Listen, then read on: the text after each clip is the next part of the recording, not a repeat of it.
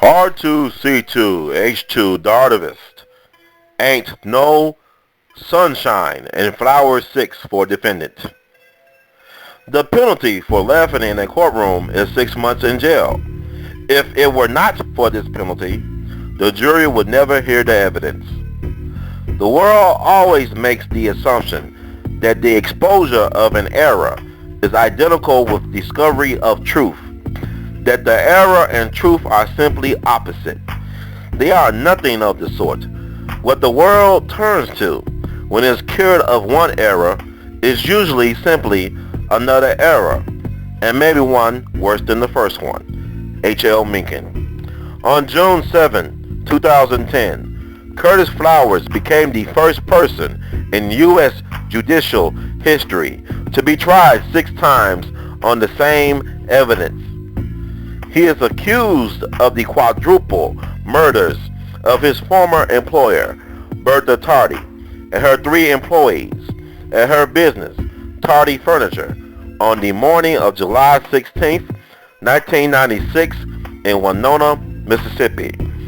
There is no clear evidence, fingerprints, DNA, or otherwise, tying Curtis Flowers to the scene of the crime.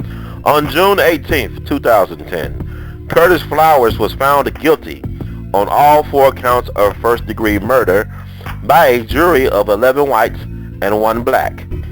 It took the jury less than 27 minutes to decide Curtis Flowers' fate. On June 19, 2010, Curtis Flowers was sentenced to death by lethal ejection by the state of Mississippi.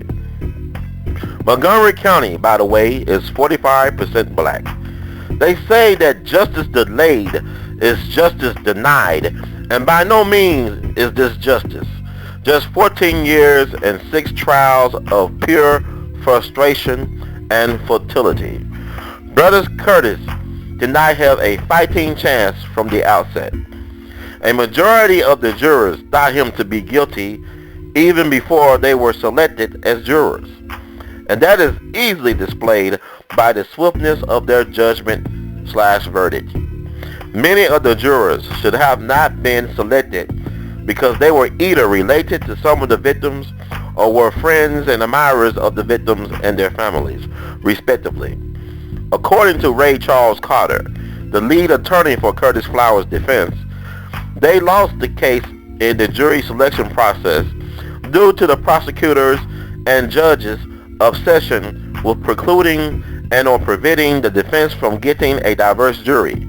In Flowers 6, I believe the jury failed to deliberate because their minds were made up before the trial, and they basically went back into the deliberation room and complied with the prosecution's closing argument command of arbitrarily and capriciously filling out the verdict form to declare Mr. Flowers guilty.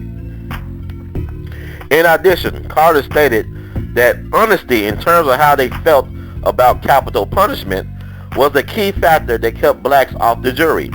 We still have the problem with many blacks stating during jury selection that they are unable to vote for death or sit in judgment of others. Another factor that Ray Carter elaborated on was the blacks' fear of retaliation from the white community of Winona by getting in trouble or losing their jobs if they served as jurors at this trial.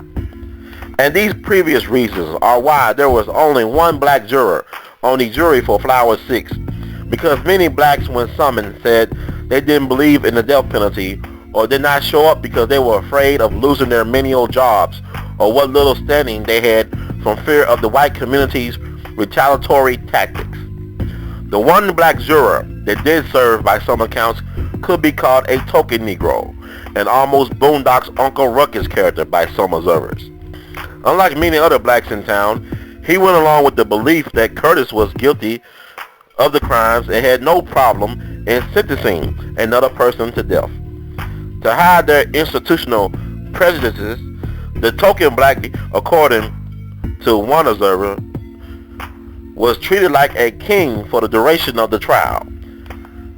I watched them as they waited or stepped aside to let him go first, as they entered and exited the jury box, smiled at him, patted him on the back, etc.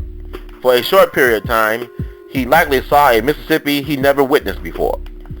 The jury, in my opinion, could be best described as a judicial lynch mob, deputized by an out of order just us system. Curtis Flowers has been subjected to a judicial kangaroo court and circus 6 times over that could probably be considered a new rung altogether in Dante's Inferno. His 6 trials of legalized mayhem and sheer mockery must be like a hellish Groundhog Day that has run amok, always beginning with the same hope and always ending on the same sour note. He is like a ball of yarn being tortured within the clawed clutches of a schizophrenically sociopathic state machination philosophy myth known as law and order. To add further salt to an already grossly infected wound, it was revealed on the July 14, 2010 edition of We All Be Radio by Curtis Flowers' mother, Mrs. Lola Flowers, that Roxanne Ballard, Bertha Tardy's daughter and the original accuser of Curtis Flowers, who by the way never met Curtis before that fateful and tragic day of the murders, approached her during a recess at one of the previous trials to offer her food and to confess that she knew that Curtis didn't do it, but that someone had to be punished for the horrendous crimes. Mr. Flowers also stated that on the same program that Curtis Flowers did not hunt and had no working knowledge on how to use a gun. With all 4 victims having received proficient execution-style shots to the head, the crimes look more like a professional hit than the musings of an amateur. In addition, Curtis Flowers has been nothing short of a model prisoner throughout his entire horrible ordeal, having not one disciplinary action or sanction taken against him since being wrongly incarcerated almost 14 years ago. As a matter of fact, he is very popular among inmates and correctional officers alike for his friendly demeanor and consistently upbeat positive attitude. One correctional officer went so far as to suggest that in his opinion that Curtis Flowers was the most exceptional young man to ever put on a pair of pants because of his extraordinary character. Even a criminal psychologist in the last trial stated that no one can routinely act like this for nearly 14 years without any cracks showing through the facade. So I ask, why is the state of Mississippi wasting taxpayers' money persecuting an innocent man? The effort is underway for a push for a Flowers 7, with 7 being a holy number. Hopefully some divine intervention will be provided in favor of Brother Curtis. We All Be News will keep you posted.